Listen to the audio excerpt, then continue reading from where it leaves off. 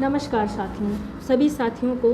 जय भीम, जय सेवा, जय जोहार, जय बिरसा। मैं आपकी बेटी अंजू गौतम रैदास, सदस्य जिला पंचायत शहडोल, मध्य प्रदेश। मैं आज आपके सामने कुछ अपने विचारों को रखने आई हूँ। मेरे दलित, आदिवासी, ओबीसी समाज के भाइयों, हम हमेशा मुट्ठी भर समाज के नेताओं को दिन रात गाली देते और कोसते रहते हैं, किंतु क्या कभी हम जो बहुसंख्यक समाज 85% हैं, जिनके अधिकांश नेता हमारी थाली में खाकर हमारी थाली में छेद करते हैं, क्या कभी उन पर उंगली उठाई? क्या कभी उनसे पूछा कि बाबा साहब के द्वारा दिए गए आरक्षण और अधिकार के बल पर आप यहाँ तक पहुँचे हो और यहाँ तक पहुँचने के बाद आप समाज के साथ और समाज के आम व्यक्तियों के साथ क्या व्यवहार और कैसा व्यवहार कर रहे हो? आज मैं देख रही हूँ बाबा साहब द्वारा दिलाए गए अधिकारों से कोई अधिकारी बना है, कोई अफसर बना है, कोई बड़ा विधायक और सांसद और मंत्री बना है, लेकिन उन पदों पर पहुँचने के बाद वह उस समाज के साथ क्या कर रहा है और समाज के लिए क्या कर रहा है, या आपने कभी उनसे पूछने की ज़रूरत की? अधिकांश राजनीतिक लोग, अधिकांश संगठन और अधिकांश राजनीतिक दल सिर्फ अपनी पार्टी की वाहवाही और अपनी फ़ोटो दिखाने के लिए, अपने को माला पहनाने के लिए सिर्फ समाज की बात और समाज का नाम लेते हैं, लेकिन जब मलाई खाने की बात आती है, लेकिन जब समाज के ऊपर हो रहे अनाचारों, अत्याचारों के प्रति समाज को संरक्षण देने की बात आती है, तो ये अपने घरों में छिप जाते हैं। मेरे प्रिय भाइयों और बहनों की वो समय आ गया है जब आपको अपने स्वविवेक से, आपको स्वयं सोच विचार कर अपने मत का उपयोग करना होगा। इन राजनीतिक संगठनों और व्यक्ति विशेष से प्रभावित होकर यदि आपने सिर्फ बिना वैचारिक मंथन किए, बिना अपनी भलाई के विषय में सोचे, इन नेताओं के कहने से किसी तरह वोट दिया, तो वह आपके लिए, आपके समाज के लिए, आपके परिवार के लिए नुकसानदेह ही साबित होगा। क्या आप जानते हैं कि कई हमारे समाज के राजनीतिक संगठन और बहुत सारे नेता हमारी फ़ोटो और हमारी गिनती को दिखाकर अपनी राजनीति को पुख्ता कर दिखाने का प्रयास करते हैं और उसके एवज में एक मोटी रकम की वसूली करते हैं, जिसे वोट दिलाने की गारंटी देते हैं, और हमारे आपके भावनाओं का सौदा नोटों की गड्डियों से किसी राजनीतिक दल, किसी राजनीतिक संगठन या किसी पार्टी के लिए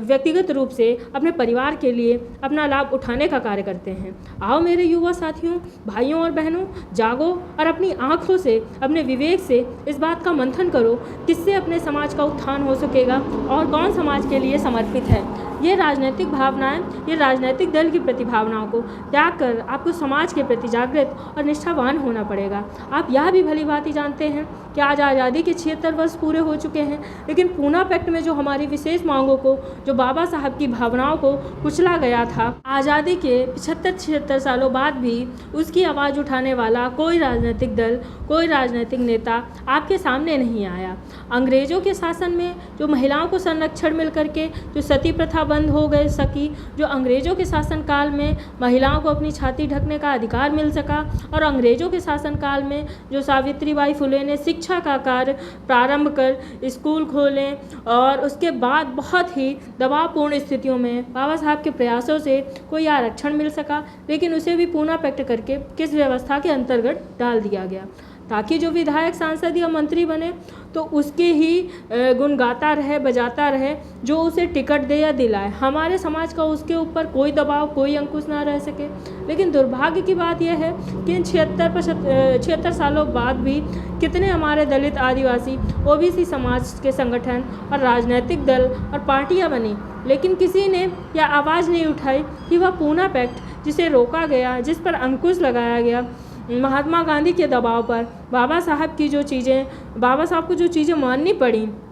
कम से कम आज हम उस बात को उठा करके उसे लागू कराने के लिए एकजुट होते। लेकिन दुर्भाग्य की बात यह है कि इन 76 सालों में हमारे संगठन, हमारे समाज के किसी भी राजनेता ने, किसी भी राजनीतिक संगठन ने, किसी भी अन्य संगठन ने यह बात नहीं उठाई। मेरे युवा साथियों, मेरे भाइयों बहनों और मेरे पिता तुल्य लोगों, हाथ जोड़कर मैं प्रार्थना करती हूँ, आइए हम सब जुड़कर आवाज़ उठाएं। जो बाबा साहब पूरा करना चाहते थे और पूरा नहीं कर सके, तभी बाबा साहब को इस आने वाले जयंती समारोह में सही श्रद्धांजलि और समर्पण होगा। आइए, अगर मेरी बात अच्छी लगी हो तो इसे लाइक, कमेंट, शेयर करें, और अगर मेरी बात आपको पसंद आई हो तो अपना मनोबल और आशीर्वाद ज़रूर दें। धन्यवाद। जय बाबा साहब, जय भीम, जय बिरसा मुंडा। आइए हम सब लोग मिलकर हम दलित, आदिवासी, ओबीसी समाज के लोग मिलकर एकजुट हों